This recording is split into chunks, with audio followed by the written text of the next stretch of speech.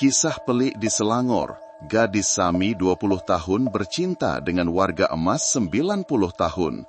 Kebenarannya menggemparkan media sosial pagi itu. Seluruh media sosial seakan meletup. Satu klip pendek 36 saat yang direkam secara curi-curi dari satu sudut tersembunyi sudah cukup untuk menjadikan nama pusat jagaan damai di Selangor menjadi tumpuan. Dalam video itu, seorang gadis muda berbaju coklat sedang perlahan-lahan menyuap bubur sudu demi sudu kepada seorang lelaki tua yang kurus kering, kemudian dengan lembut menggenggam tangannya dan menyentuhkan dahinya ke belakang tapak tangan yang berkedut itu. Seolah-olah sedang memujuk jiwa yang letih. Di bawah cahaya lampu minyak yang malap, suasana damai itu tiba-tiba diubah menjadi sebuah skandal. Teks berwarna merah terang pada video itu membuatkan orang ramai tidak boleh tidak berhenti menonton. Gadis Sami 20 tahun bercinta dengan lelaki tua 90 tahun. Cinta atau konspirasi di sebalik tabir rumah ibadat. Hanya dalam masa setengah hari, jutaan tontonan, ribuan perkongsian, dan komen-komen pedas membanjiri gadis dalam klip itu. Orang memanggilnya gadis Sami yang terpesong, penipu yang menyamar sebagai orang alim, dan orang yang mengambil kesempatan atas kepercayaan di tempat suci untuk kepentingan pribadi. Gadis dalam klip itu ialah Aina, bukan gadis Sami, apatah lagi penipu seperti yang dituduh orang. Dia hanyalah seorang gadis kampung yang miskin, yatim piatu sejak kecil, dan pernah terpaksa melupakan impiannya untuk menjadi juru rawat demi bekerja sebagai pekerja kilang bersama ibunya. Dia memohon untuk tinggal di pusat jagaan itu sebagai sukarelawan karena kasihan melihat seorang warga emas yang sebatang kara dan uzur tanpa sesiapa di sisinya. Warga emas itu bernama Ismail, seorang bekas guru sastra. Istrinya meninggal awal, tiada anak, dan hidup sunyi di bahagian belakang pusat jagaan itu selama beberapa tahun terakhir hayatnya. Mereka berdua, dengan jurang usia 70 tahun, tiada pertalian darah, tiada ikatan apa-apa, tetapi saling menemui tempat bergantung. Seorang memerlukan semangkuk bubur, sehelai tuala hangat, dan sapaan mesra. Seorang lagi memerlukan tempat yang tenang untuk melarikan diri, di mana tiada siapa memaksanya membesar dalam kesejukan. Tetapi dunia tidak cukup sabar untuk mendengar cerita sebenar. Mereka hanya nampak seorang gadis muda dan seorang lelaki tua, lalu terus menghukum. Tiada siapa bertanya mengapa dia tinggal di pusat jagaan itu di tengah-tengah peluang di luar sana. Mengapa lelaki tua berusia 90 tahun itu setiap hari hanya menantikan sapaan, "Pak Cik makan bubur ya?" Dan mengapa di antara ramai pelawat hanya Aina yang tidak pernah pergi? Kisah aneh ini bermula dengan pandangan penuh belas kasihan dan berakhir dengan sesuatu yang tidak dijangka apabila kebenaran akhirnya mengalahkan fitnah. Apabila Aina genap berusia 20 tahun, dia memutuskan untuk meninggalkan kawasan perindustrian tempat dia tinggal selama lebih 2 tahun. Setiap hari, bunyi mesin penekan, jeritan penyelia, bau hangit kain panas, dan kad perakam waktu yang memerahkan pergelangan tangannya membuatkan dia sedar masa mudanya sedang dihakis tanpa belas. Ibu Aina, Makcik Salmah, tidak begitu gembira apabila mendengar hasrat anaknya untuk pergi. Dia takut Aina akan sesat, takut anak gadisnya yang naif akan diperdaya orang. Tetapi Aina hanya tersenyum lembut. Aina tak pergi jauh, Mak. Aina nak minta kerja sukarela di pusat jagaan damai yang berdekatan. Aina rasa lebih tenang di sana. Pusat jagaan damai tidak besar, juga tidak terkenal. Hanyalah sebuah tempat yang sunyi di tengah-tengah Bandar Kajang dengan sebuah kebun sayur kecil di belakang, beberapa bilik usang, dan sebuah rumah jagaan percuma untuk warga emas gelandangan tanpa waris. Kali pertama datang ke situ, Aina menemani seorang rakan sekerja kilang untuk menyalakan colok bagi mendiang suaminya.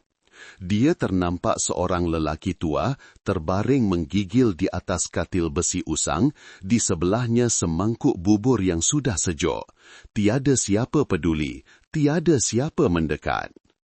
Aina tidak tahu nama lelaki tua itu, hanya hatinya terasa pedih. Sejak hari itu, setiap hari dia singgah. Mulanya untuk membersihkan bilik, kemudian memasak bubur dan mencuci pakaian. Dia memohon kepada ketua penjaga untuk dibenarkan menjaga warga emas. Tanpa gaji, cukuplah sekadar tempat tinggal dan makanan vegetarian. Ketua penjaga itu memandangnya lalu mengangguk. Boleh ke kamu? Menjaga orang tua lebih sukar daripada yang kamu sangka. Boleh, saya tak kisah. Saya cuma tak mau hidup tergesa-gesa lagi. Warga emas itu bernama Ismail. Dia tidak banyak bercakap. Setiap hari Aina menyuapnya bubur, mengelap muka, dan mengurut tangan serta kakinya. Pakcik Ismail hanya memandangnya dalam diam dengan mata yang kabur. Pernah sekali dia batuk teruk sepanjang malam. Aina duduk berjaga di tepi katil, menggunakan tuala hangat untuk menuam dadanya, sehingga tertidur dan sambil bersandar di dinding. Beberapa orang di pusat jagaan itu memanggil Aina gadis Sami kecil, walaupun dia tidak pernah ditahbiskan. Dia tidak peduli, dia merasa lebih tenang berbanding sebelum ini. Orang kata dia pelik. Umur 20 tahun, usia untuk berseronok, bercinta, dan mengejar impian. Mengapa pula mengurung diri dalam bau minyak angin, rintihan orang sakit, dan bubur cair? Tetapi Aina tidak hidup seperti orang lain. Dia kehilangan ayahnya pada usia 13 tahun, pernah melihat ibunya melutut, menangis, memohon diskaun bil hospital, dan pernah berharap ada seseorang yang memegang tangannya di saat-saat paling sukar. Mungkin sebab itu Aina memilih untuk tinggal, dan sebab itu dia mula rapat dengan lelaki tua itu, orang yang telah dilupakan oleh seluruh dunia. Tengah hari itu, hujan turun lebat, titisan air yang berat menghentam bumbung zinc dengan bunyi yang berirama. Aina duduk di sebelah Pakcik Ismail, perlahan-lahan mengurut minyak di kedua-dua pelipisnya seperti biasa. Pakcik Ismail tidak bercakap, juga tidak memandangnya seperti hari-hari sebelumnya. Dia duduk seketika, lalu bertanya perlahan, "Pakcik ada saudara mara tak?" Lama kemudian, barulah Pakcik Ismail menjawab. Suaranya bergetar seperti hembusan angin. "Ada, tapi mereka sudah buang aku." Aina menggenggam tangan kering yang penuh dengan tompok-tompok penuaan itu. "Saya ada di sini dengan Pakcik." Pakcik Ismail tidak menjawab, hanya matanya berkaca. Malam itu, Aina senyap-senyap membawa masuk sehelai tuala hangat dan sehelai baju sejuk yang baru dicuci, masih berbau pelembut kain. Dia menyelimutkan Pakcik Ismail. Lelaki tua itu memandangnya lama buat kali pertama. Dalam matanya yang kabur dek usia, ada sesuatu yang Aina tidak pernah lihat pada sesiapapun. Bukan belas kasihan, bukan terima kasih, tetapi sesuatu yang sangat jarang ditemui. Keesokan paginya, Pakcik Ismail memanggilnya dengan nama penuh, Aina. Dia berpaling terkejut. Selama ini, Pakcik Ismail hanya memanggilnya kamu atau tidak memanggil langsung. "Ya, Pakcik." "Dah makan?" Satu soalan yang kelihatan remeh membuatkan Aina memalingkan muka, matanya merah. Sudah berapa lama tiada siapa bertanya sama ada dia sudah makan, tidur lena atau tidak, penat atau tidak. Dia sentiasa kelihatan kuat, sentiasa tabah, seolah-olah sepanjang hidupnya tidak memerlukan perhatian sesiapa.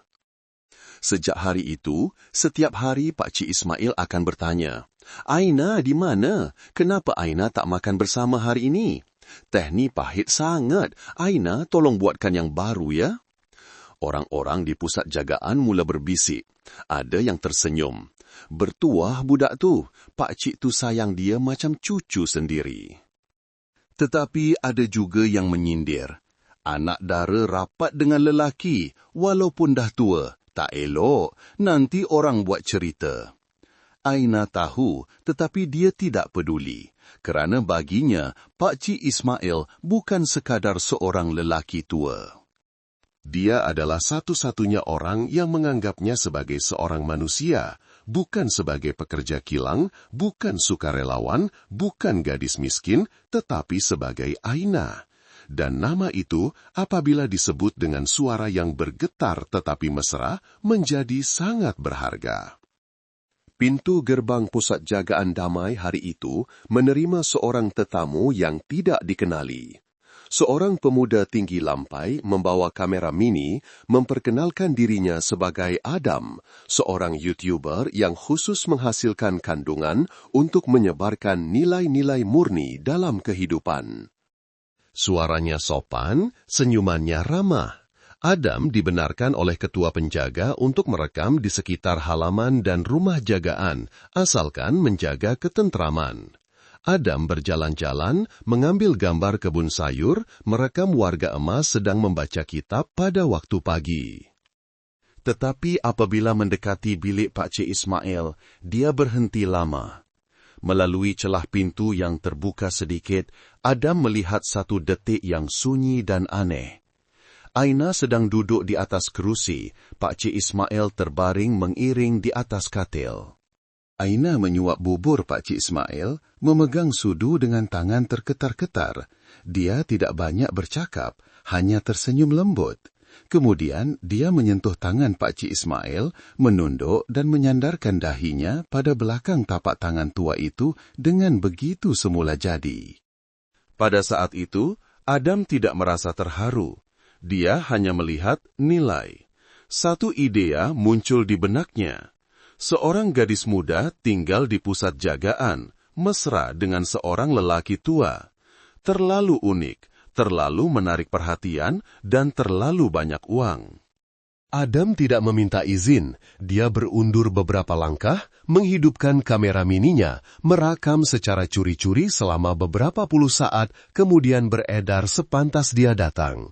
Malam itu, Adam menyunting klip tersebut.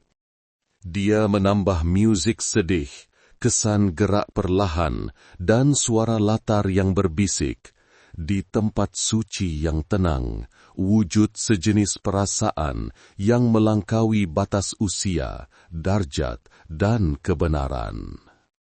Adakah ini jodoh yang baik atau balasan karma? Klip itu dimuat naik ke TikTok dengan caption, gadis Sami 20 tahun dan lelaki tua 90 tahun, cinta yang menggegarkan pusat jagaan damai. Hanya selepas satu malam, klip itu menjadi tular, jumlah tontonan meningkat tanpa henti. Komen membanjiri, betul ke atau lakonan? Kalau betul, memang mengejutkan. Gadis Sami muda, lelaki tua sebatang kara, macam dalam film. Pusat jagaan jenis apa nih sampai jadi tempat bercinta? Orang ramai tidak perlu tahu siapa Aina. Tiada siapa perlu bertanya bagaimana kehidupan Pakcik Ismail. Cukuplah mereka melihat dua image berbeza usia bersama untuk membuat kesimpulan, mencaci maki, dan membuat andaian. Manakala Adam, dia tersenyum sinis sambil menaip caption untuk siaran baru. Malam ini, siaran langsung mendedahkan kisah cinta pelik, temu bual dengan orang yang terlibat. Dia langsung tidak tahu, atau mungkin sengaja tidak peduli, bahwa rekaman kameranya baru sahaja menghancurkan kehidupan seorang gadis yang baru berusia 20 tahun. Keesokan paginya, pusat jagaan damai bukan lagi tempat yang tenang seperti biasa. Di pintu gerbang muncul ramai orang yang tidak dikenali, telepon di tangan sambil menuding jari dan ketawa sinis. Ada yang menjenguk ke dalam rumah jagaan, ada yang menjerit, gadis Sami Aina mana? Keluar sini, jawab pada netizen. Bercinta dengan pakcik tua ya? Kenapa tak berani mengaku? Aina sedang mencuci pinggan di dapur apabila terdengar kekecuahan. Dia melangkah keluar, matanya masih merah kerana kurang tidur. Melihat orang ramai yang aneh, melihat pandangan yang penuh syakwa sangka. Jantungnya berdegup kencang seolah-olah merasakan sesuatu akan runtuh. Seorang sukarelawan wanita di dapur menarik tangan Aina dan berbisik, "Kamu dah tengok internet. Orang dah siarkan klip kamu dengan Pak Ji Ismail, berjuta-juta tontonan." Tangan Aina bergetar. Dia tergesa-gesa membuka telepon bimbitnya yang usang.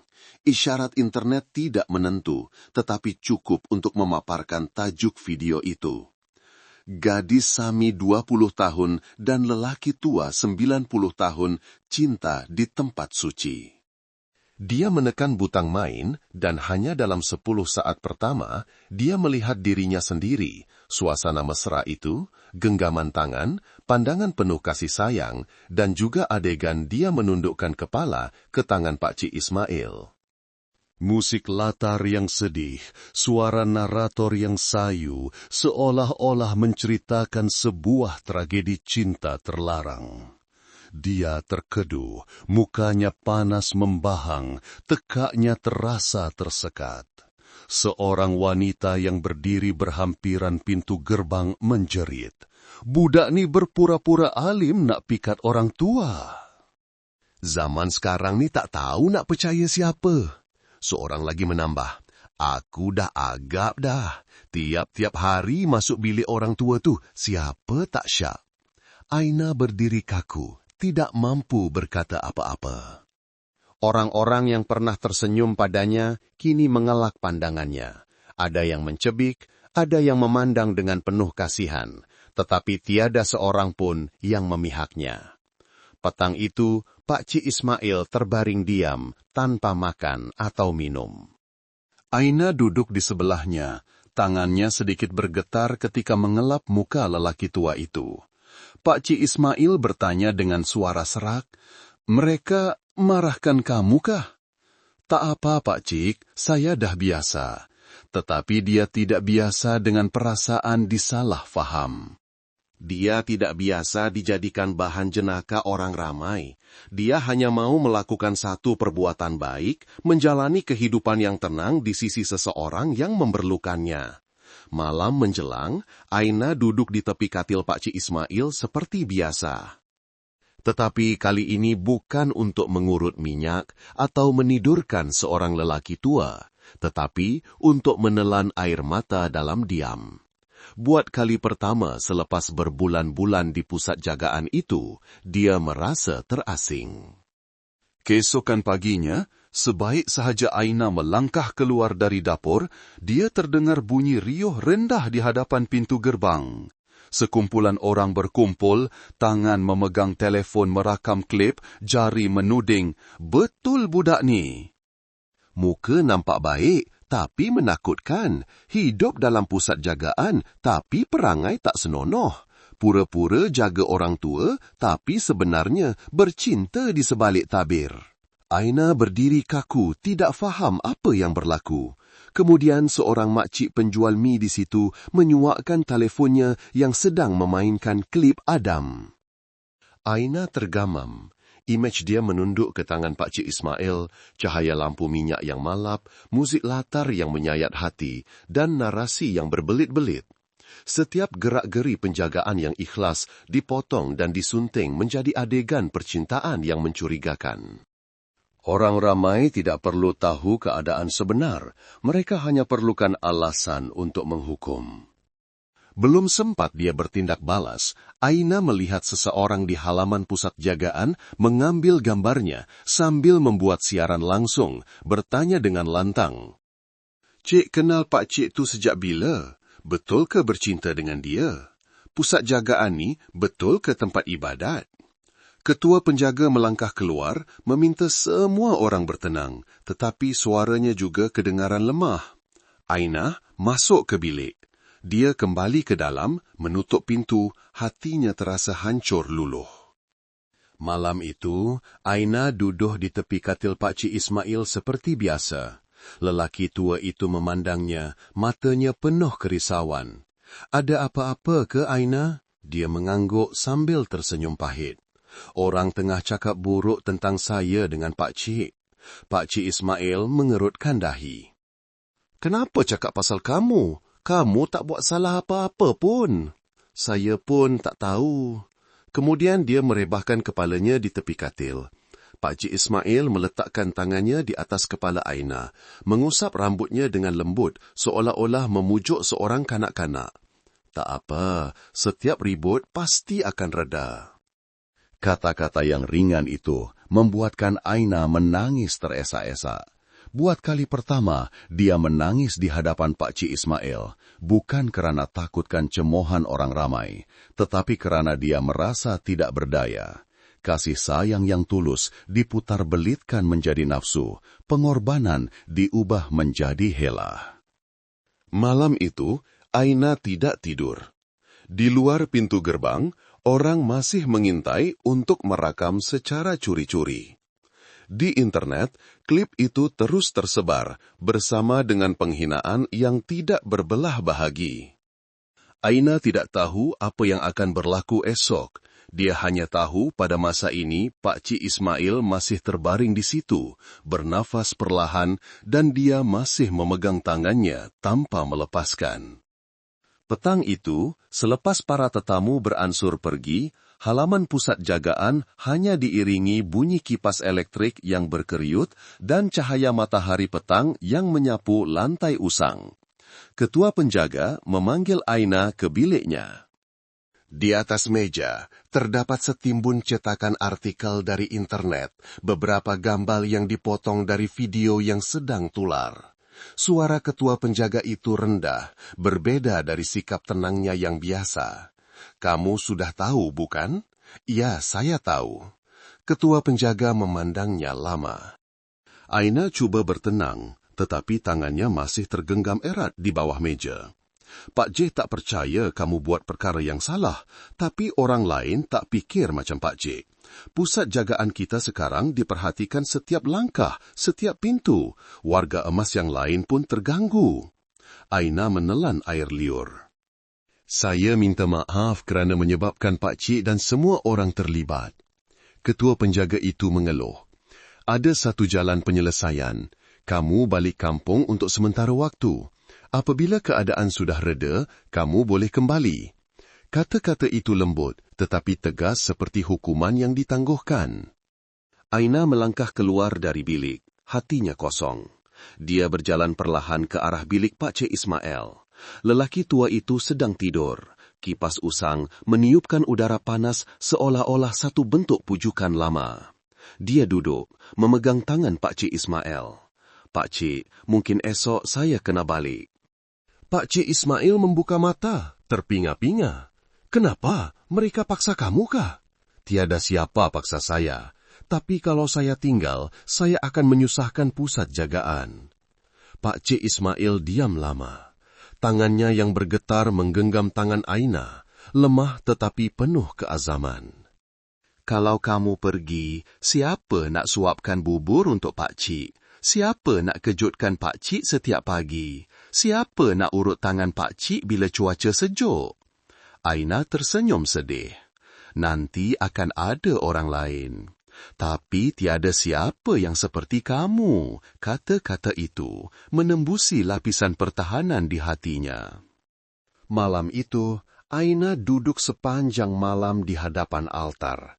Dia tidak membaca kitab, juga tidak berdoa.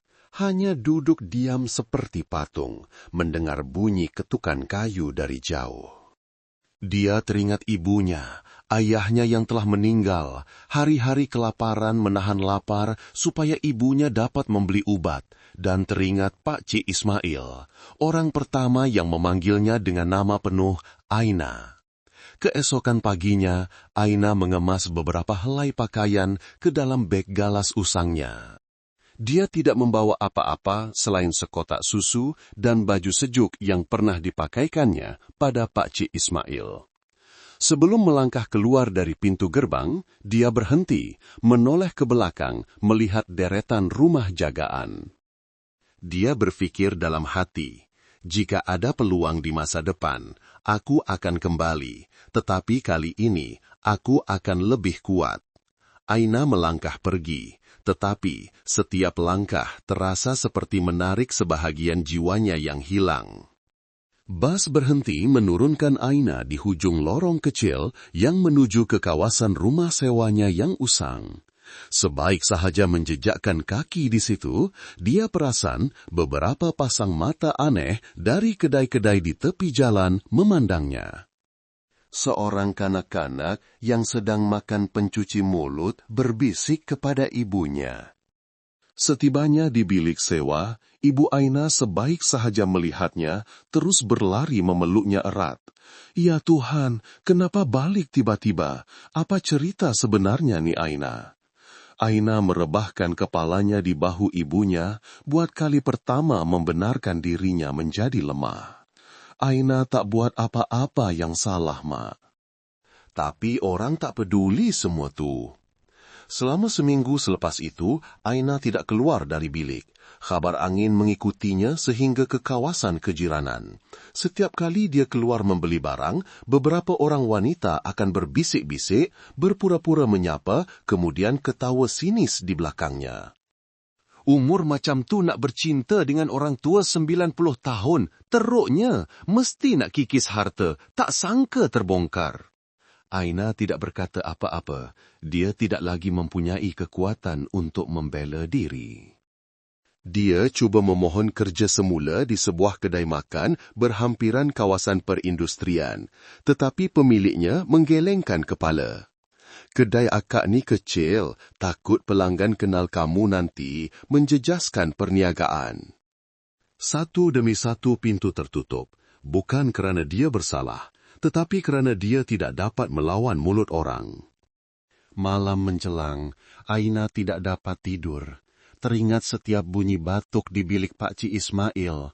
Teringat kipas yang berayun, bau minyak panas, dan suara Pakcik Ismail berbisik, "Aina, Pakcik sejuk sangat." Suatu hari, Kak Lin, sukarelawan yang pernah bekerja bersamanya, menelpon Aina dengan suara cemas.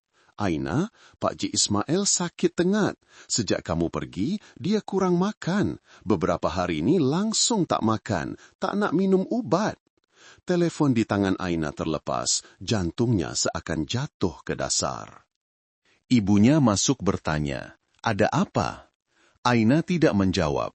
Dia membuka almari, menarik keluar beg galas usang yang masih tidak berusik sejak dia meninggalkan pusat jagaan. Dia memakai semula baju coklat yang pernah dicucinya wangi, menyarungkannya ke badan. Dia tahu, jika dia tidak kembali sekarang, mungkin sudah terlambat. Tiada siapa berhak merampas peluang terakhir seseorang untuk berada di sisi orang yang mereka sayang.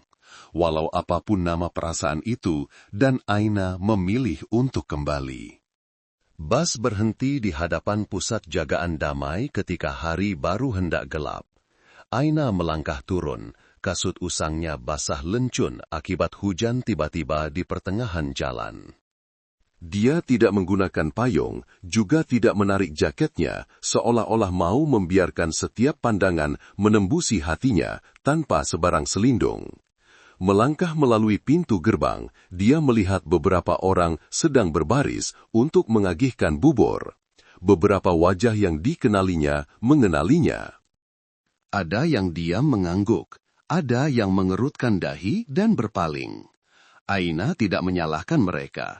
Dia paham bukan semua orang cukup berani untuk memihak kepada orang yang disalahpaham. Dia berjalan terus ke rumah jagaan, ke bilik kecil di hujung koridor. Tempat di mana setiap malam dia duduk mengipas Pakcik Ismail tidur. Pintu tidak berkunci. Di dalam, Pakcik Ismail terbaring menggigil di atas katil, matanya terpejam rapat, badannya semakin kurus. Seorang sukarelawan sedang mengelap dahinya. Sebaik sahaja dia mengangkat kepala, dia melihat Aina. "Aina, ya Tuhan, kamu dah balik?" Aina tidak menjawab. Dia menghampiri dan duduk di tepi katil, menggenggam tangan yang kering dan kasar itu. Tangan yang pernah terketar-ketar memegang mangkuk bubur, yang pernah menepuk lembut belakangnya pada malam-malam panjang dia menangis dalam diam. "Pakcik, saya dah balik. Ini Aina, Pakcik." Pakcik Ismail perlahan-lahan membuka mata. satu kelipan yang lambat dan letih, tetapi di sebaliknya ada sejenis cahaya yang aneh. Seolah-olah dari kegelapan yang pekat, dia menemui semula sinar matahari terakhir. Aina dah balik, nak. Hanya 3 perkataan itu membuatkan Aina menangis teresak-esak. Dia meletakkan tangan Pak Cik Ismail di pipinya, suaranya bergetar. Saya minta maaf, saya balik lambat. Tapi kali ini saya tak akan pergi lagi. Pak Cik Ismail mengangguk perlahan, tidak menyalahkan, tidak bertanya, tidak perlu tahu apa cemohan yang ditanggungnya beberapa hari lalu, cukuplah dia kembali. Keesokan paginya, berita gadis dalam klip kontroversi itu telah kembali ke pusat jagaan tersebar semula. Adam, si perakam klip, berniat untuk datang menemu Bual lagi, tetapi dihalang oleh orang-orang di pusat jagaan. Ketua penjaga berdiri di tengah halaman, merapatkan tangan, dan berkata dengan suara tegas, dia kembali bukan untuk membela diri, tetapi untuk terus menjaga seseorang yang sedang menghabiskan sisa-sisa hidupnya. Jika tuan-tuan masih ada sedikit sifat kemanusiaan, tolong biarkan mereka tenang. Buat kali pertama, orang ramai terdiam.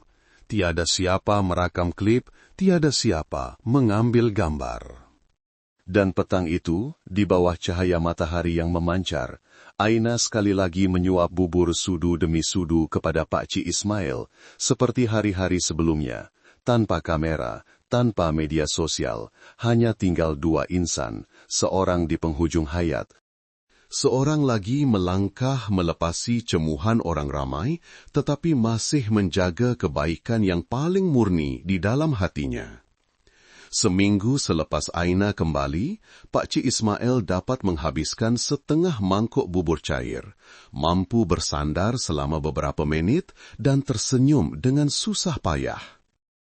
Itulah kali pertama dalam beberapa hari, senyuman kembali terukir di wajahnya yang berkedut seperti kertas usang. Aina membasuh tuala, mengurut kaki dan tangan Pak Cik Ismail setiap malam. Dia tidak lagi segan dengan pandangan orang. Segala cemuhan kini hanya seperti angin yang lalu di telinga. Dia telah mengatasinya dengan kasih sayang yang tidak dapat dinamakan, yang dia berikan kepada Pak Cik Ismail.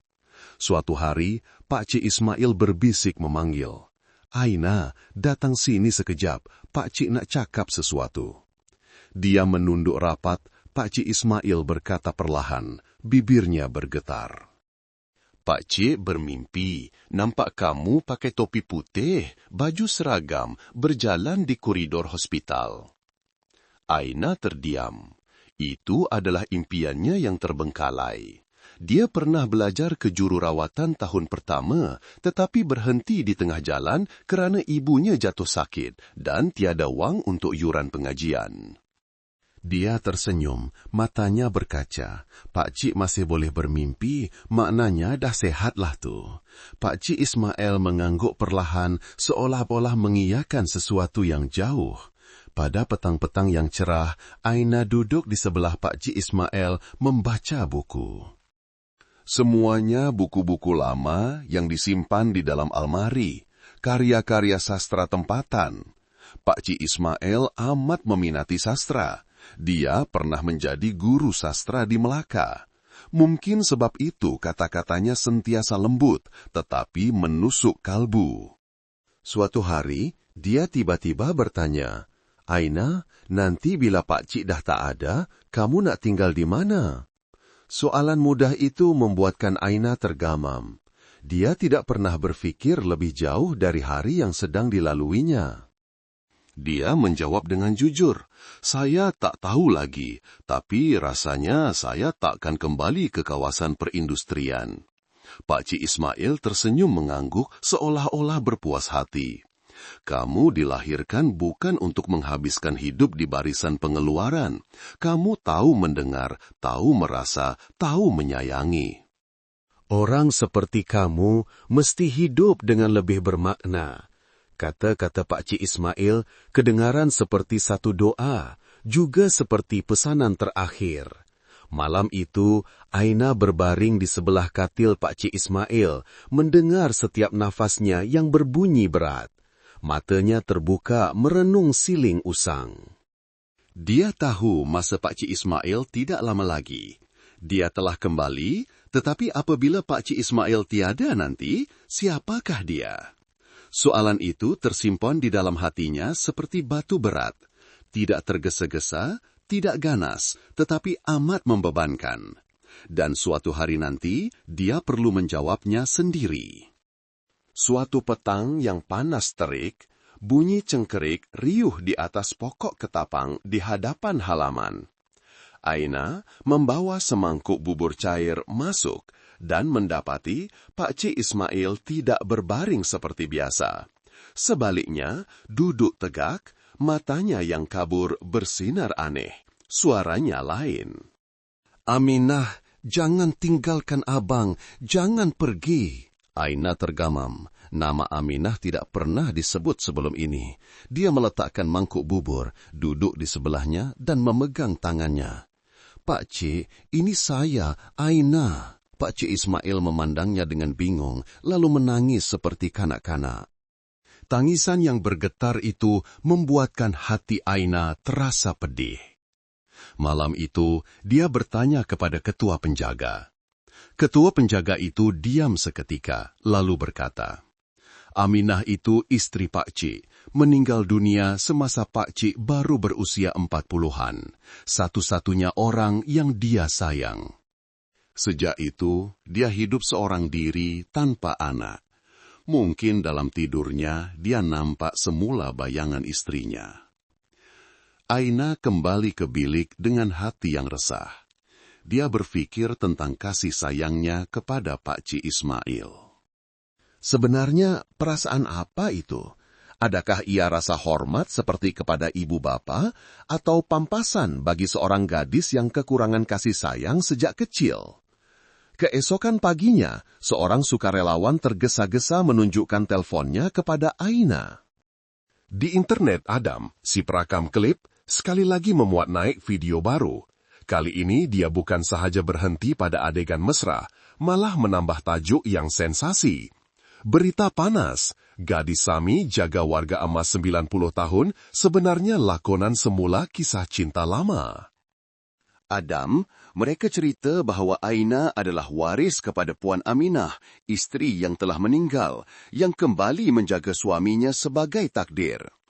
Imej-imej Aina menyuap bubur, mengelap peluh Pak Cik Ismail, diselang-seli dengan narasi yang penuh teka-teki. Adakah ini cinta reinkarnasi atau hanya helah untuk mendapatkan perhatian? Klip itu tersebar lebih cepat daripada yang pertama. Orang ramai berbincang, berkongsi, dan mengejek.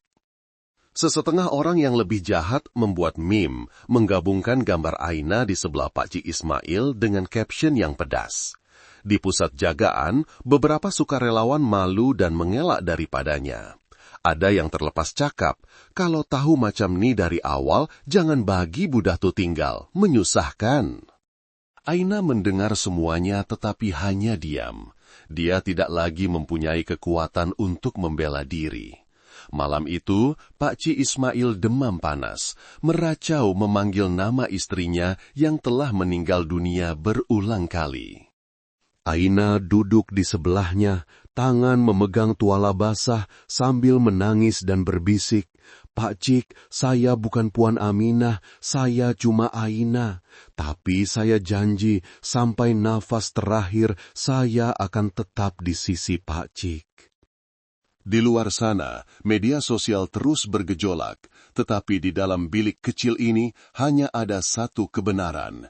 Seorang gadis 20 tahun sedang berusaha sedaya upaya untuk mengekalkan sisa kehangatan terakhir bagi seorang lelaki tua 90 tahun yang sedang berangsur-angsur meninggalkan dunia ini.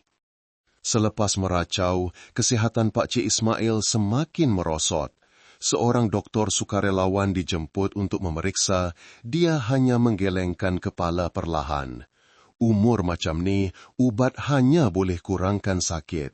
Sukar nak pulih.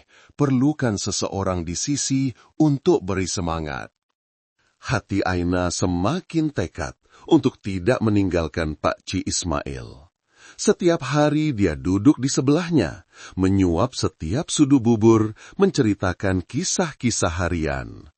Kisah kanak-kanak bermain di halaman, kisah para sami menanam barisan sayur baru. Dia berharap setiap kata-katanya akan menahan Pak Cik Ismail untuk hidup sehari lagi. Tetapi di luar sana, cemohan orang ramai masih belum reda. YouTuber Adam mengambil kesempatan atas populariti, menganjurkan satu siaran langsung dengan tajuk Gadis Sami atau Kekasih Gelap, Kita Bongkar Kebenaran. Beribu-ribu orang menonton, komen membanjiri. Tengok klip dah cukup faham, apa lagi nak bongkar? Zaman sekarang macam-macam boleh jadi. Tempat ibadat pun huru-hara, hilang kepercayaan. Ada beberapa orang yang membela, tetapi suara mereka tenggelam dalam lautan kritikan. Di pusat jagaan, ketua penjaga mula menerima tekanan. Beberapa penderma tetap bertindak balas dengan tidak lagi datang menderma. Ada yang menghantar mesej terus. Kalau pihak pusat jagaan masih simpan gadis tu, kami tak berani hantar ibu bapa kami ke sini. Satu mesyuarat tergempar diadakan. Ketua penjaga mengeluh memandang Aina. Kamu kena fikirkan semula. Kamu menanggung derita. Pusat jagaan pun terjejas. Di tengah-tengah bilik kecil itu, Aina duduk diam. Kedua-dua tangannya tergenggam, kepalanya tertunduk. Dia tidak takut dengan cemuhan yang ditujukan kepadanya, tetapi dia sakit hati melihat pusat jagaan yang tenang itu menjadi huru-hara, melihat warga emas lain tidak lagi mendapat ketenangan. Malam itu, dia duduk di tepi katil Pak Cik Ismail dengan perasaan sebak. Pak Cik, mungkin saya kena pergi. Pak Cik Ismail membuka mata, tangannya yang bergetar mencengkam pergelangan tangan Aina. Tidak, kalau kamu pergi, macam mana aku nak hidup? Kata-kata tegas itu seolah-olah membelah Aina menjadi dua. Satu sisi adalah tanggung jawab terhadap pusat jagaan. Satu sisi lagi adalah lelaki tua yang sedang berpegang pada hayatnya melalui kehadiran Aina. Lewat malam, Aina melangkah keluar ke halaman. Angin bertiup kencang, daun ketapang gugur berselerakan. Dalam kegelapan, dia terdengar bisikan jahat dari luar pintu gerbang, melihat bayangan ibunya yang letih di kampung, dan merasakan tangan kering Pak Cik Ismail yang masih bergetar memanggil namanya. Buat kali pertama, dia terfikir untuk bersuara, tidak boleh berdiam diri selamanya. Tetapi, mampukah seorang gadis 20 tahun, miskin dan sebatang kara, menentang badai cemohan orang ramai? Dan sebuah mesin pencari uang bernama media sosial? Soalan itu tergantung di benaknya sepanjang malam, tanpa tidur. Pagi Ahad, pusat jagaan damai sesak dengan orang ramai. Separuh adalah penderma tetap. Separuh lagi adalah orang yang ingin tahu, datang untuk melihat gadis dalam klip itu. Di luar pintu gerbang, beberapa YouTuber telah memasang tripod, bersedia untuk siaran langsung. Aina berdiri di dalam bilik Pak Cik Ismail, mendengar kekecohan dengan hati yang berat. Pak Cik Ismail bernafas perlahan, matanya yang kabur terbuka sedikit. Dia bertanya lemah, "Orang masih cakap pasal kamu?" "Ya." "Jadi, kamu takut?" Aina memegang tangan Pak Cik Ismail, tersenyum sambil air mata mengalir. "Saya cuma takut tak sempat berada di sisi Pak Cik." Kata-kata itu membuatkan Pak Cik Ismail menggenggam perlahan tangannya yang kurus. Tengah hari, ketua penjaga memanggil Aina ke halaman. Berpuluh-puluh pasang mata tertumpu padanya. Telepon diangkat seperti anak panah yang sedia dilepaskan. Ketua penjaga berbisik, "Kamu tak perlu, tapi kalau nak cakap, cakaplah apa yang ada dalam hati kamu." Aina menarik nafas dalam-dalam, melangkah ke atas tangga di hadapan Dewan Utama. Suaranya bergetar, tetapi pandangannya tajam. Saya nak cakap sekali ini sahaja. Nama saya Aina, umur 20 tahun. Saya bukan gadis Sami, juga bukan kekasih sesiapa. Saya hanyalah seorang anak gadis miskin yang tinggal di pusat jagaan ini untuk menjaga warga emas yang sebatang kara. Dia berhenti, memandang tepat ke arah kamera-kamera itu.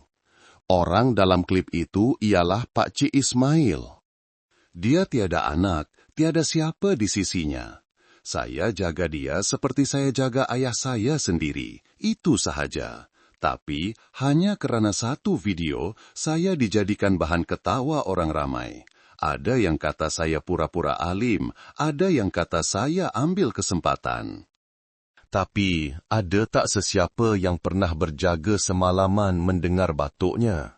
Ada tak sesiapa yang pernah menyuapnya bubur sudu demi sudu apabila tangannya terketar-ketar tak dapat memegang? Suasana bising perlahan-lahan reda. Beberapa wajah menunduk. Saya tak perlukan simpati sesiapa. Saya cuma mohon jangan putar belitkan kebenaran. Jangan ubah belas kasihan menjadi perasaan yang salah. Pak Cik Ismail sudah tua. Perkara terakhir yang dia perlukan bukanlah cemuhan, tetapi sedikit ketenangan. Suara Aina tersekat, tetapi dia coba menghabiskan kata-katanya. Kalau ada yang masih mau merakam, silahkan rakam. Saya duduk di tepi katilnya. Rakam saya mengelap mukanya, menyuap bubur untuknya. Tapi jangan tambah musik latar, jangan tambah narasi. Kebenaran itu sendiri sudah cukup. Seluruh halaman terdiam. Seketika kemudian, kedengaran tepukan tangan yang jarang-jarang. Kemudian beberapa lagi. Orang ramai mula terbahagi dua. Ada yang terharu, ada yang marah dan beredar. Ada juga yang terus merakam secara curi-curi untuk mendapatkan tontonan. Adam, si YouTuber, juga berada di situ. Dia tersenyum sinis, tetapi buat kali pertama, matanya menunjukkan sedikit rasa bersalah. Malam itu, Aina kembali ke bilik Pak Cik Ismail. Lelaki tua itu memandangnya, matanya berkaca, berbisik, "Kamu sangat kuat, sama seperti arwah Aminah dulu." Aina tersenyum, tetapi hatinya berat. Dia tahu dia baru sahaja menyalakan api kecil untuk menentang cemuhan, tetapi badai di luar sana masih panjang dan kesihatan Pak Cik Ismail tidak tinggal berapa hari lagi. Selepas Aina bersuara di halaman pusat jagaan, cemuhan orang ramai sedikit reda. Beberapa orang mula memandangnya dengan lebih simpati. Tetapi di satu sudut lain media sosial, mereka yang suka mencari kesalahan mula menyiasat latar belakang Pak Cik Ismail. Satu artikel tersebar dengan pantas. Pak Cik Ismail, watak utama dalam kisah cinta Pusat Jagaan Damai, mempunyai masa lalu yang kontroversi. Mengapa sepanjang hidupnya dia tiada anak, tiada saudara mara? Disertakan beberapa keping gambar lama yang kabur menunjukkan guru Ismail semasa masih mengajar. Penulis artikel itu sengaja memberi bayangan, ada sesuatu yang tidak kena sehingga keluarganya hancur, istri meninggal awal, dan saudara mara tidak lagi berhubung. Kabar angin itu tersebar lebih pantas, lebih berat daripada yang pertama. Orang ramai berbisik, mesti dia pun bukan orang baik, sebab tu anak cucu semua tinggalkan dia. Orang macam tu patut dikasihani atau dikeji. Di pusat jagaan, Aina mendengar berita itu, hatinya terasa pedih. Dia tidak peduli apa yang orang katakan tentang dirinya, tetapi apabila melihat Pak Cik Ismail diseret menjadi bahan bualan, dia merasa sangat marah. Petang itu, dia duduk di sebelahnya dan memberanikan diri bertanya, "Pak Cik, orang kata Pak Cik tak ada anak cucu sebab Pak Cik pernah buat salah, betul ke?" Pak Cik Ismail diam lama, matanya yang tua memancarkan kesedihan yang mendalam.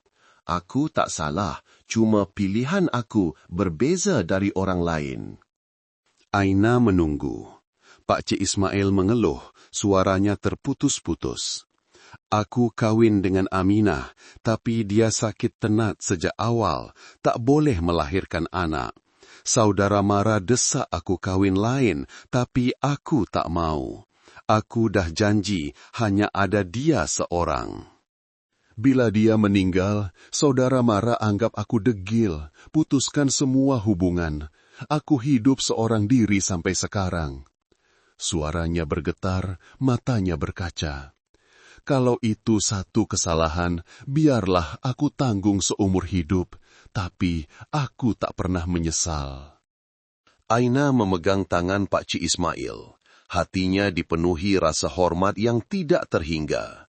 Seorang lelaki tua 90 tahun yang ditinggalkan, dihina oleh mulut orang, hanya kerana setia pada satu janji. Dia berbisik, "Saya percaya Pak Cik, orang lain tak faham, biarkan mereka."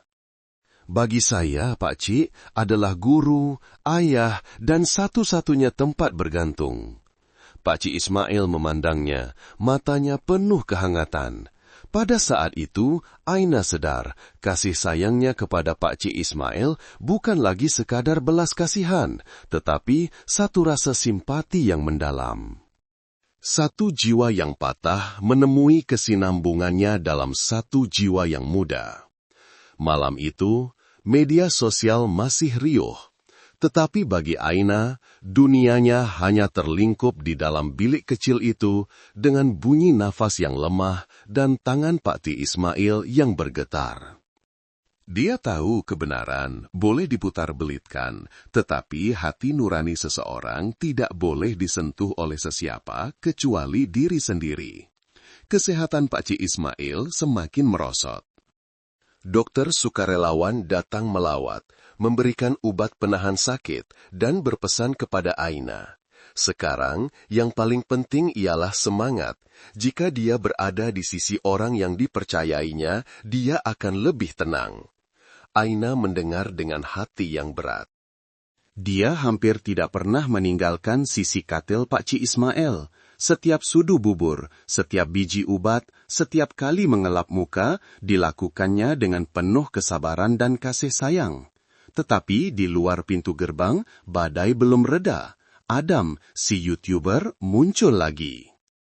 Kali ini, dia membawa seluruh kru, memasang kamera, mikrofon, malah mengupah beberapa orang penonton palsu untuk mencipta kesan orang ramai. Papan tanda siaran langsung terpampang. Bertemu watak utama. Apa kata gadis dalam klip Pusat Jagaan Damai? Bunyi bising kedengaran sehingga ke bilik Pak Cik Ismail. Aina mendengarnya, darahnya terasa mendidih. Dia memandang Pak Cik Ismail, lelaki tua itu memejamkan mata, nafasnya berat, dan tiba-tiba Aina merasa dia tidak tahan lagi. Dia berdiri, berjalan pantas ke pintu gerbang. "Hah, tu dia!" jerit seseorang. Kamera serentak dihalakan ke arahnya.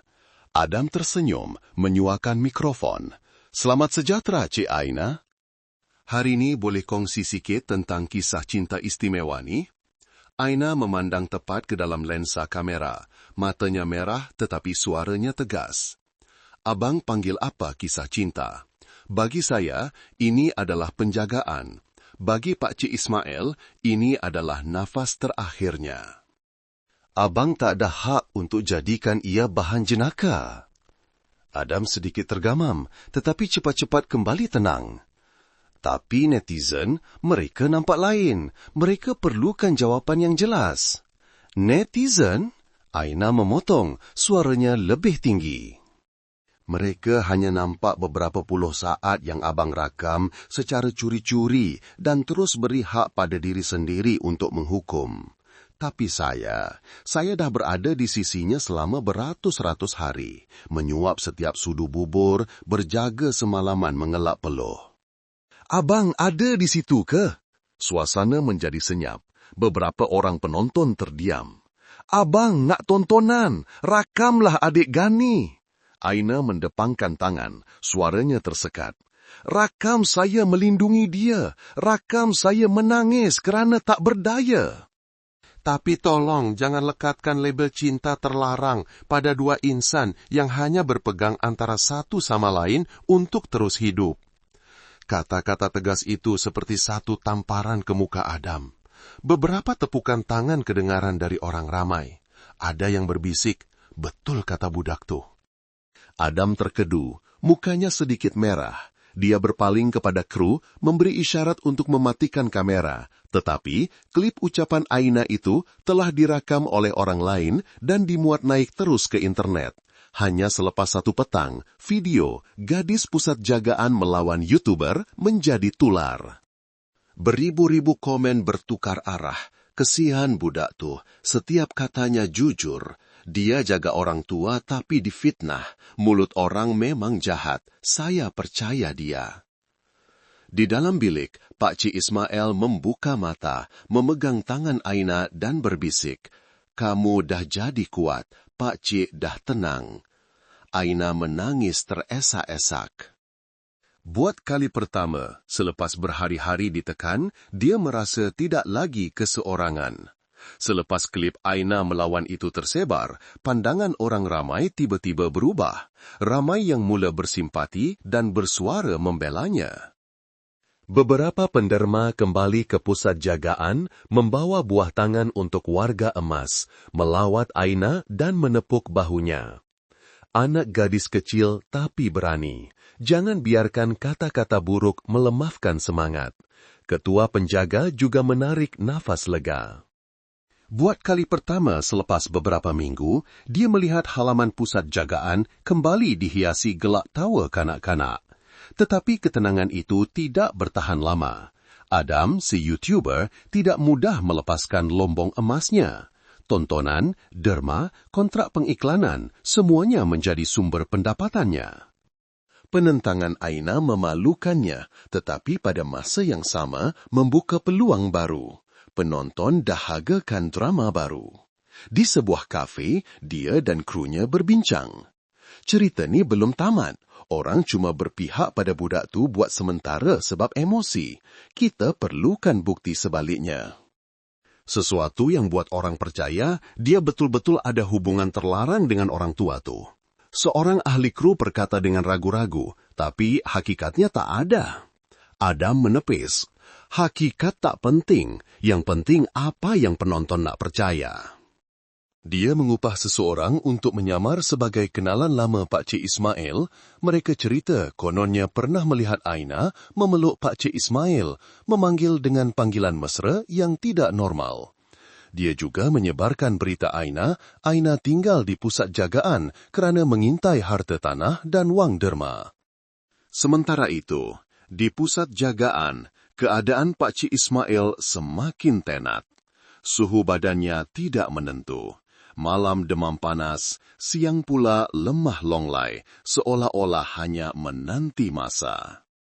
Aina berjaga beberapa malam berturut-turut. Matanya cengkung, bibirnya kering merekah. Tetapi masih berusaha menyuap setiap sudu bubur cair. Suatu petang, Pak Cik Ismail berbisik lemah. "Aina, Pak Cik dah penat sangat. Kalau esok Pak Cik dah tak ada, jangan menangis. Teruskan hidup untuk bahagian Pak Cik juga." Aina menggelengkan kepala, menangis seperti kanak-kanak. "Saya tak izinkan Pak Cik cakap macam tu. Saya belum balas apa-apa jasa Pak Cik." Pak Cik Ismail tersenyum, senyuman yang letih tetapi tenang. "Kamu dah balas jasa Pak Cik.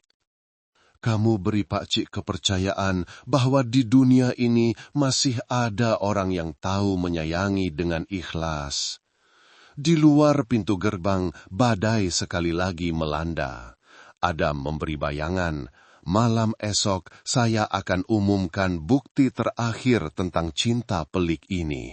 Nantikan kebenaran yang mengejutkan." Mesej dan komen membanjiri. Seluruh pusat jagaan sekali lagi berisiko dihanyutkan badai.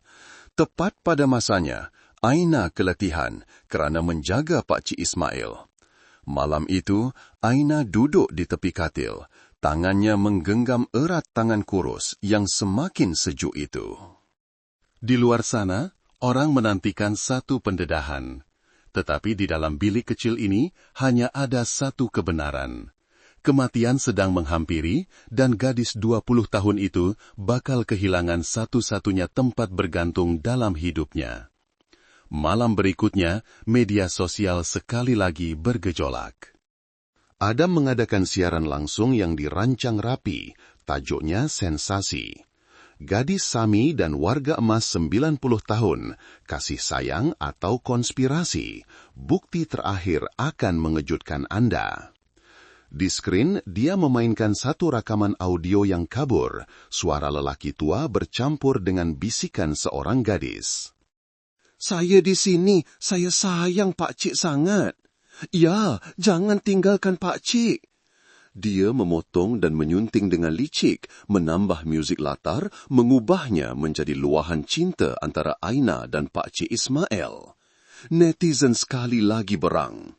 Jelas sangat dah, memang cinta terselindung.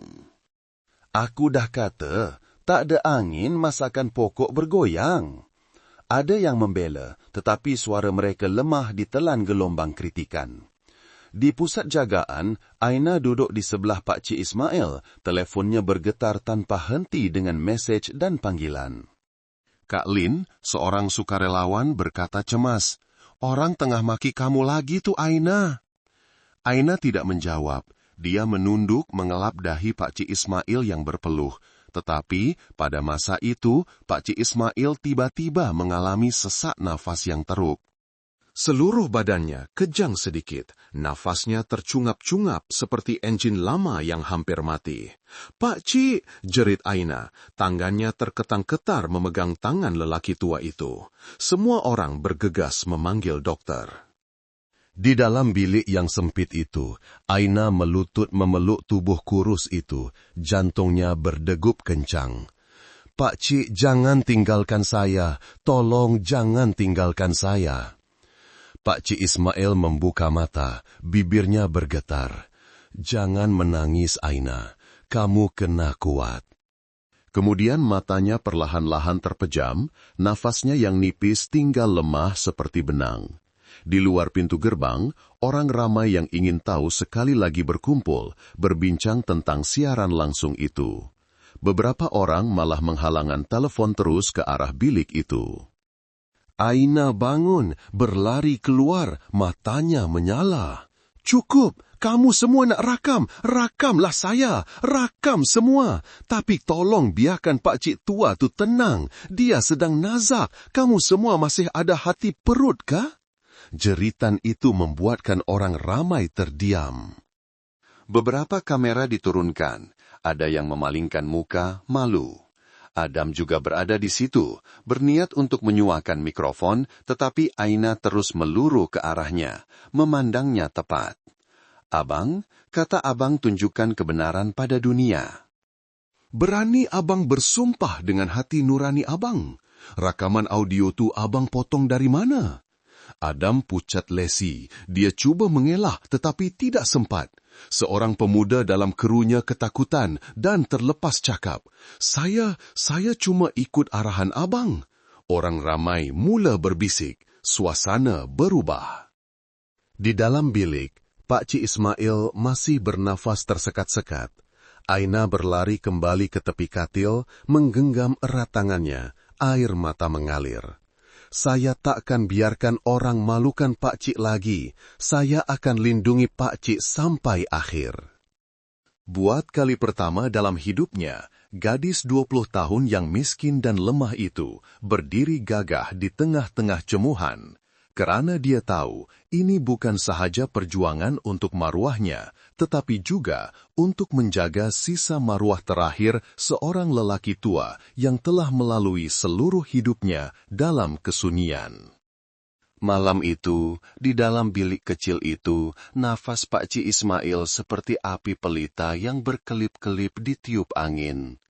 Aina duduk di sisinya, kedua-dua tangannya yang bergetar memeluk erat tangan berkedut itu. Mulutnya tidak henti-henti berbisik, "Pak Cik, bertahanlah, saya di sini, saya takkan kemana-mana." Doktor sukarelawan bergegas datang, menyuntik ubat penguat, memasang tiup oksigen ringkas, tetapi dia hanya menggelengkan kepala perlahan.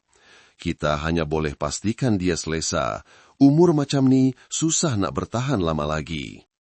Aina mendengarnya seperti pisau menghiris jantung, tetapi dia tidak menangis di hadapan semua orang. Dia tahu Pak Cik Ismail perlu melihatnya telang walaupun hatinya hancur. Di luar pintu gerbang, orang ramai masih berkumpul, tetapi selepas penentangan hebat Aina, suasana sudah berbeza. Ramai yang diam-diam pulang. Hanya tinggal Adam si YouTuber yang masih coba bertahan. Dia membuat siaran langsung dengan suara lantang. Jangan biarkan beberapa kata-kata simpati membutakan mata. Kebenaran tetap kebenaran. Saya ada bukti. Belum sempat dia menghabiskan ayat, seorang pemuda dalam krunya tiba-tiba melangkah ke hadapan dengan gementar merampas mikrofon. Saya tak tahan lagi. Semua rakaman audio semalam tu, Abang Adam yang suruh saya potong dan sunting dari perbualan biasa Cik Aina dengan Pak Cik Ismail. Tak ada luahan cinta pun. Orang ramai terkejut. Kamera dihalakkan terus kepada Adam. Mukanya pucat lesi, peluh membasahi dahi. Apa kau merepek ni? Herde Adam. Saya ada simpan fail asal, jerit pemuda itu. Kalau perlu, saya akan tunjukkan. Suasana menjadi gamat. Orang ramai mula memaki hamun Adam.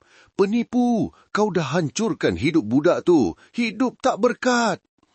Adam tergesa-gesa mengemas barangnya, melarikan diri dari pintu gerbang dalam cercaan orang ramai. Di dalam bilik, Aina tidak tahu apa yang berlaku di luar. Dia hanya menumpukan perhatian mengelap peluh, memegang erat tangan Pak Cik Ismail. Lelaki tua itu membuka mata, bibirnya bergetar. Aina, jangan sedih. Orang baik akan ada yang percaya. Aina menangis teresa-esa. Saya cuma perlukan Pak Cik percaya saya. Pak Cik Ismail mengangguk perlahan. Senyuman tipis terukir di bibirnya yang kering. Malam itu, Aina menjaga Pak Cik Ismail sambil berdoa dalam hati. Jika boleh, berikanlah dia beberapa hari lagi supaya aku dapat membalas jasanya sepenuhnya. Di luar sana, badai cemuhan mula berubah arah sekali lagi. Orang tidak lagi memaki Aina. Sebaliknya, kecaman terhadap Adam tersebar luas, menuntut dia dihadapkan ke muka pengadilan karena fitnah. Tetapi bagi Aina, semua itu tidak lagi penting. Di dalam bilik kecil itu, hanya ada dua insan, seorang tua di ambang maut dan seorang gadis muda yang belajar menjadi dewasa melalui kasih sayang. Berita Adam, mereka cerita tersebar pantas seperti angin. Laman berita dan forum serentak mengecamnya. Orang ramai menyeru untuk memboikot salurannya.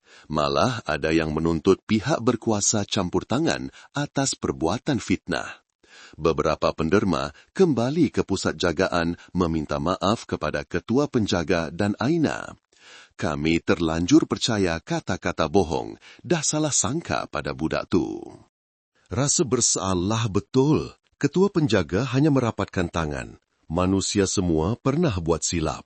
Yang penting sedar dan berhenti. Tetapi Aina tidak lagi mengambil pusing kata-kata di luar. Seluruh tumpuannya diberikan kepada Pak Cik Ismail, yang setiap nafasnya kini rapuh seperti lilin ditiup angin.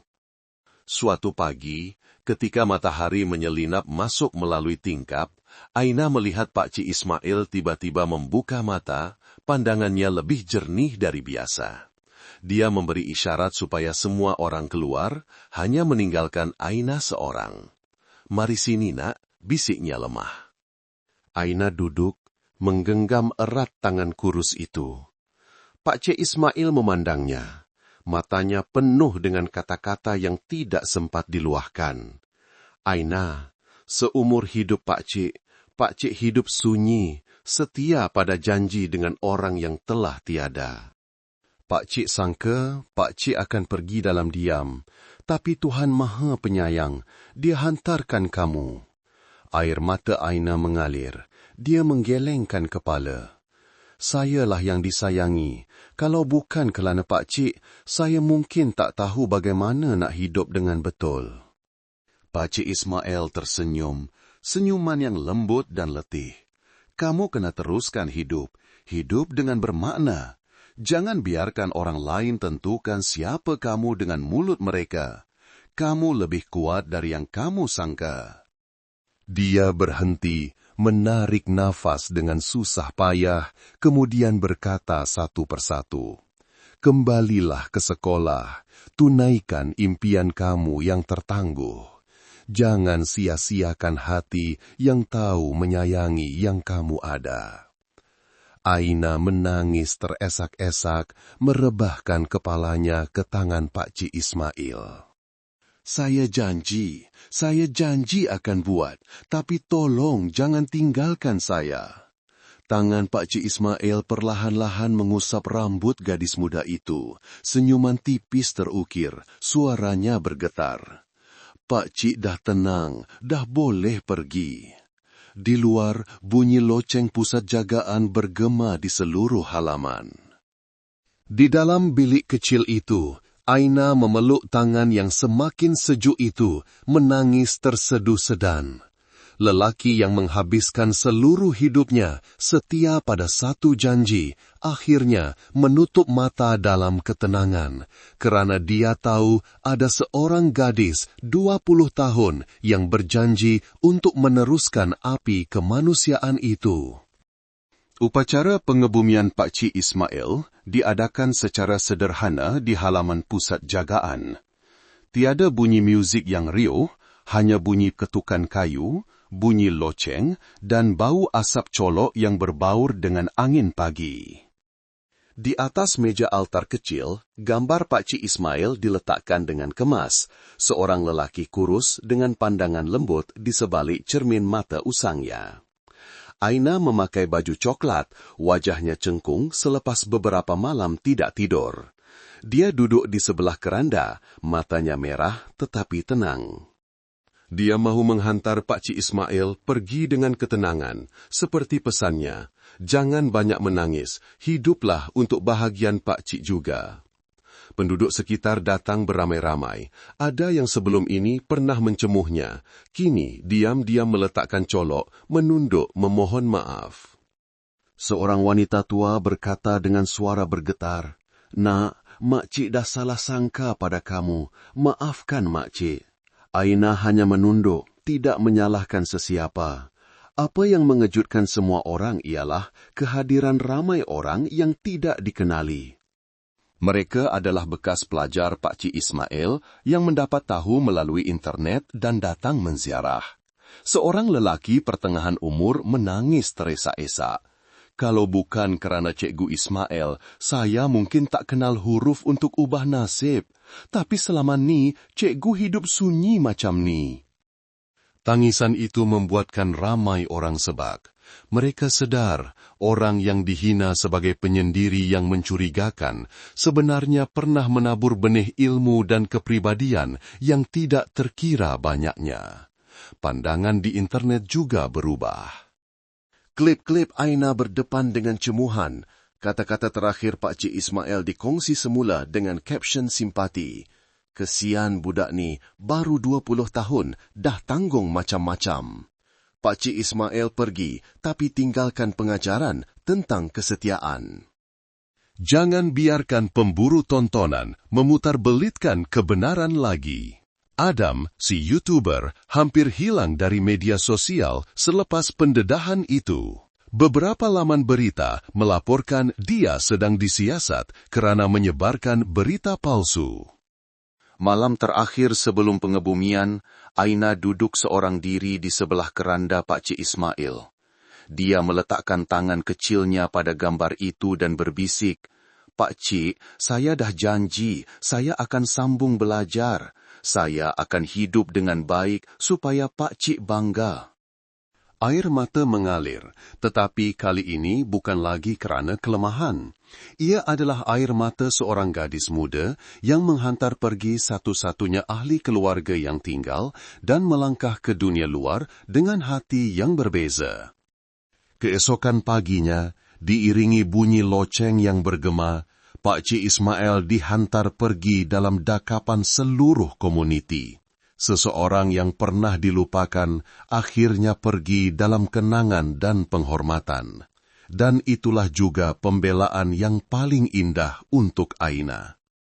Selepas upacara pengebumian, Aina memohon izin daripada ketua penjaga untuk meninggalkan pusat jagaan buat sementara waktu. Dia mahu menunaikan janjinya kepada Pakcik Ismail untuk kembali ke sekolah. Ketua penjaga memandangnya, matanya penuh kasih dan kerisauan. Kamu dah banyak terluka, tapi luka-luka itulah yang akan membuatkan kamu matang. Pergilah, tapi jangan lupa jaga kebaikan dalam diri kamu. Ibu Aina memeluk anaknya sambil menangis. Mak risaukan kamu, tapi Mak percaya arwah Pakcik Ismail di atas sana akan lindungi kamu. Teruskan melangkah dengan kuat. Aina kembali ke Dewan Kuliah Kejururawatan dengan beg galas usang dan rambut diikat kemas. Ramai pelajar berbisik apabila mengenalinya sebagai gadis dalam klip tular suatu ketika dahulu. Tetapi, berbeza dari sebelumnya, kali ini Aina tidak menunduk melarikan diri. Dia tersenyum, melangkah masuk ke kelas dan membuka buku nota yang baru. Pada malam-malam pertama bertugas di hospital, bunyi batuk pesakit tua mengingatkannya pada Pakcik Ismail. Dia dengan sabar mengelap muka, menukar tuala, dan menyuap bubur kepada mereka dengan penuh dedikasi, seperti yang pernah diberikannya kepada Pakcik Ismail. Seorang doktor yang melihatnya mengangguk perlahan. Budak ni ada hati yang jarang ditemui.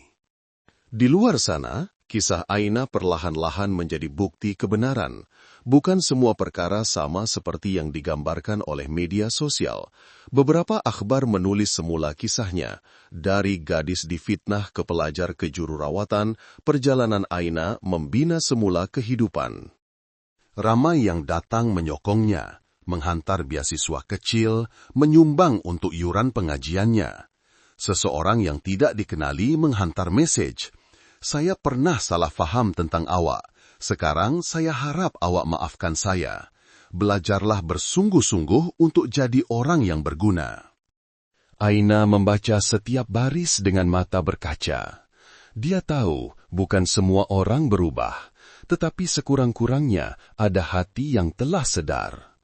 Suatu petang, ketika duduk seorang diri di perpustakaan, Aina mengeluarkan buku nota lamanya. Di halaman pertama, tertulis ayat yang ditulisnya pada malam terakhir bersama Pakcik Ismail. Hidup untuk bahagia, Pakcik. Hidup dengan baik, hidup dengan berguna. Dia tersenyum perlahan. Bayangan Pakcik Ismail seolah-olah masih ada. Tangannya yang bergetar, suaranya yang lemah, tetapi mesra. Dia telah pergi tetapi meninggalkan warisan yang tidak ternilai. Kekuatan dalaman untuk berdiri teguh di tengah badai. Hari graduasi masih jauh, masa depan belum pasti. Tetapi Aina tahu setiap langkah yang diambilnya hari ini dipantau oleh pandangan Pakcik Ismail dari suatu tempat. Dan dia percaya, dia tidak akan lagi menjadi gadis yang dipijak oleh media sosial. Dia telah menjadi insan yang lain, insan yang tahu menyayangi, tabah, dan setia pada janji. 3 tahun berlalu, halaman Universiti Kejururawatan riuh rendah pada hari konvokasi. Di atas pentas, jubah-jubah putih berkibaran, wajah-wajah muda yang ceria mengambil gambar kenangan. Aina berdiri di barisan belakang, memeluk scroll ijazahnya. Rambut panjangnya diikat kemas, senyuman lembut terukir di wajahnya yang jauh lebih matang. Tiada lagi gadis pemalu yang takutkan cemuhan orang ramai. Kini di hadapan semua orang adalah seorang jururawat baru yang yakin dan penuh azam. Pada saat itu, kenangan tentang Pak Haji Ismail kembali seperti film gerak perlahan. Malam hujan ketika dia menggenggam tangannya, petang cerah ketika dia berpesan, hiduplah dengan bermakna, dan senyuman letih tetapi tenang di saat-saat terakhirnya. Aina memandang ke langit biru dan berbisik, "Saya dah berjaya, Pak Cik." Di satu sudut halaman, Ibu Aina memandang anak gadisnya dengan mata yang penuh kebahagiaan dan kebanggaan. Air mata jatuh di wajahnya yang berkedut, tetapi ia adalah air mata yang paling melegakan selepas bertahun-tahun dilanda badai. Ketua penjaga juga datang, menganggul dalam diam. Dia tahu janji Aina kepada Pak Cik Ismail telah menjadi kenyataan. Sementara itu, Adam, si pemfitnah, telah menerima padahnya. Dia diboikot oleh komuniti, salurannya disekat, dan berdepan hukuman kerana perbuatan fitnah. Orang menyebut namanya sebagai contoh tipikal tentang etika buruk dalam kerjaya memburu tontonan. Dia hilang dari pandangan umum, meninggalkan satu parut yang tidak dapat dibersihkan. Manakala Aina, dari dihina oleh mulut orang, kini menjadi bukti hidup tentang kekuatan belas kasihan dan ketabahan. Ramai pelajar memandangnya dengan kagum, memanggilnya Kak Aina, meminta dia berkongsi pengalaman hidup dan belajar. Majelis tamat, Aina tidak pergi meraihkan. Dia terus pulang ke pusat jagaan damai, memakai baju coklatnya, dan melangkah masuk ke rumah jagaan yang dikenalinya. Warga emas bersorak melihatnya. "Aina dah balik, dah jadi juru rawat betul sekarang ya?" Dia tersenyum, berjalan sekeliling, menyuap bubur kepada seorang nenek, membetulkan selimut seorang datuk. Setiap gerak-gerinya biasa dan lembut. Di atas meja altar kecil di sudut bilik, gambar Pak Cik Ismail masih di situ. Aina meletakkan scroll ijazahnya betul-betul di hadapan gambar itu, merapatkan tangan dan berbisik, "Pak Cik, nampak tak? Saya dah tunaikan janji. Saya akan terus jaga orang-orang seperti Pak Cik supaya mereka tak lagi keseorangan." Cahaya matahari petang menyinari melalui tingkap, menyaluti wajah garis muda itu dengan cahaya keemasan yang hangat. Pada saat itu, sesiapa pun boleh percaya bahwa dari satu kesakitan, satu fitnah kejam, telah tumbuh satu kehidupan yang penuh makna. Kisah Aina dan Pak Cik Ismail telah berakhir, tetapi gema ceritanya masih terngiang di hati ramai orang. Satu klip yang dipotong dan disunting pernah menggemparkan seluruh komuniti, mengheret seorang gadis muda ke dalam kancah penghakiman, tetapi akhirnya menjadi permulaan perjalanan pendewasaannya. Orang sering terbiasa melihat sesuatu melalui beberapa saat gambar, beberapa tajuk sensasi, lalu tergesa-gesa membuat kesimpulan. Tetapi, kehidupan manusia tidak boleh diringkaskan dalam video beberapa puluh saat. Di sebalik setiap pandangan, setiap genggaman tangan, mungkin ada sebuah cerita panjang yang penuh dengan air mata dan pengorbanan. Pak Cik Ismail, seorang lelaki tua yang sepanjang hidupnya setia pada janji kepada istrinya yang telah tiada, pergi dalam ketenangan, meninggalkan pengajaran yang ringkas tetapi mendalam. Kesetiaan dan kemanusiaan tidak akan pernah lapuk di telan zaman. Walaupun disalah faham, ditinggalkan, akhirnya dia dihantar pergi dalam dakapan hati-hati yang tulus. Aina, gadis 20 tahun yang pernah dihina oleh media sosial, telah memilih untuk tidak rebah. Dia bangkit menentang cemuhan dengan kebenaran dan kebaikan. Dari kehilangan, dia menemui tujuan hidup, mengubah kesakitan menjadi kekuatan untuk melangkah ke hadapan. Dan akhirnya, dia menunaikan janjinya, menjalani kehidupan yang berguna untuk bahagia orang lain juga.